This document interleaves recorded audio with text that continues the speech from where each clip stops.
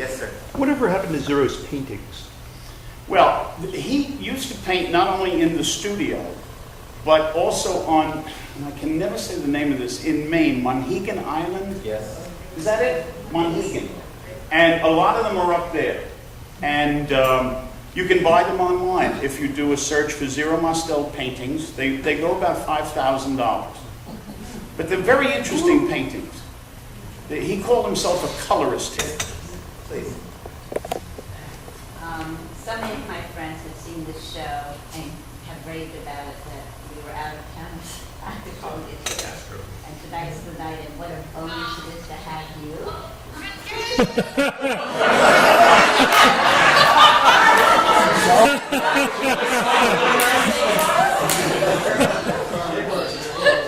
Whoever this is, you just got the biggest laugh of the night. Who's this? Dan? Oh, well, we're doing a talk back on stage. This is the wife of the former ambassador to Iraq. I kid you not. You know what's funny? My cell phone is Ethel Merman, who was my friend. And last year the phone rang. Hello, who is? And it was Merman's son. And I thought, how blessed I am to have Ethel Merman singing. You pick it up and it's her son. You know, blessed. Now I'll turn it off. I was in the middle of giving you a compliment, but I have a question. Wait, finish the compliment.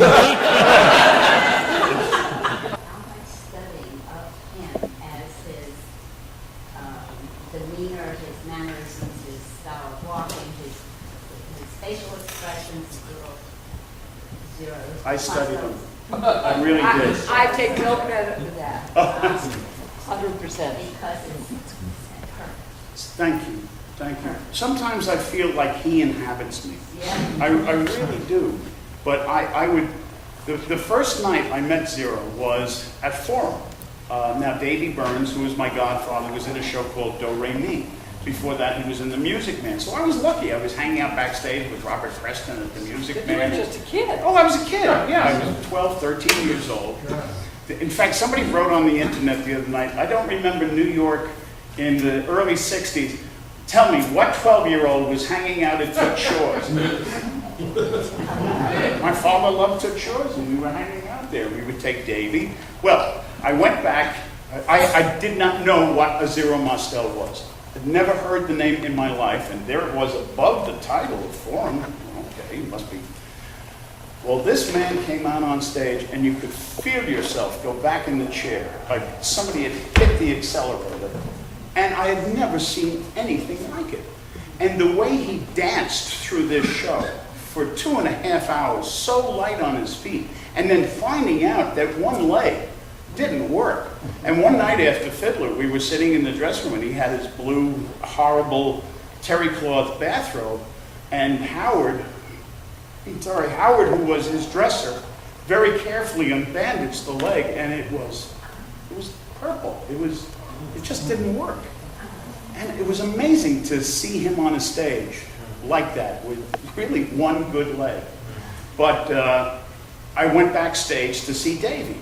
And as I turned the corner, bang, I ran right into Zero, who was still in his costume. It looked like he had taken a shower. Now, I was going to military school. I had kind of like a West Point thing on. I've seen you, pictures. You've seen pictures of that. As I'll be crude for a second, that I had an aunt who said, you look like 2 pounds of shit in a 1 pound bag. But I did. So I turned the corner and bang, I run into this man who I had just been amazed by over the last 2 hours, and he looked at me, and he was soaking wet, and he looked at me in my uniform, and he said, "You must be General Nuisance." And,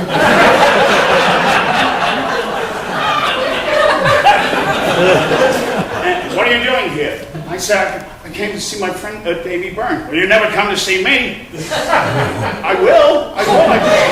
Can I? Well, you're better. And he was gone. Well, I would go every Friday night when we got into town, and sure enough, I would go see Zero and hang out with him and just meet the most extraordinary people in the world, and then meet Davy. Then I went to college, and my best friend in college was a fellow named Stephen Schwartz. Wonder whatever happened to him. He wanted to be a composer and lyricist for Broadway, but he'll have success one day, I'm sure. No, of course, this is the man who went on to write Godspell and Wicked and all these things. So he said to me, well, I know Maria Karnilova, who was playing Golda.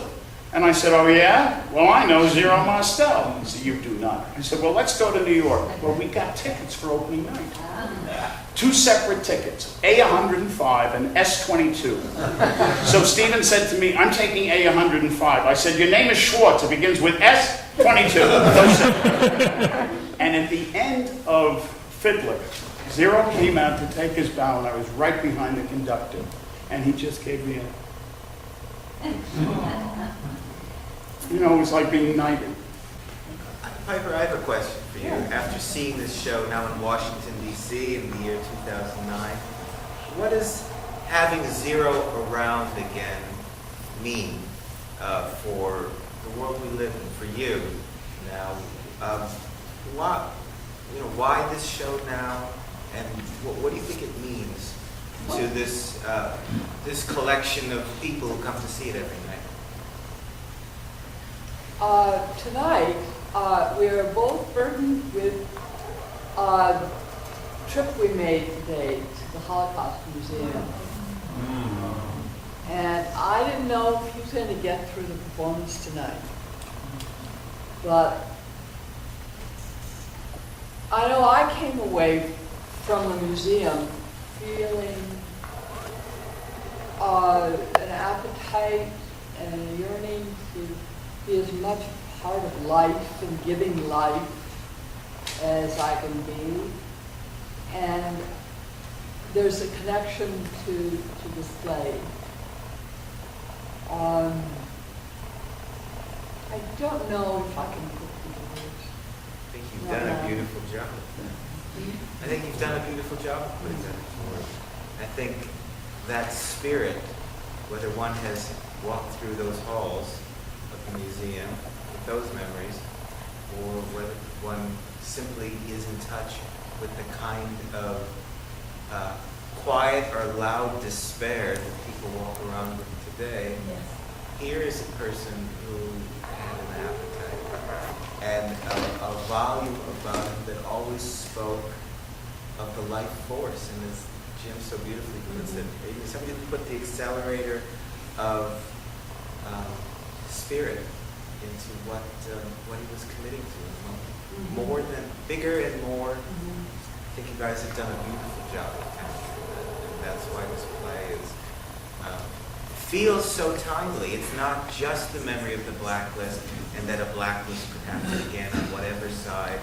It's something more fundamental about the importance of an authentic human spirit. And you both in your collaboration have captured that so wonderfully. So we all thank you.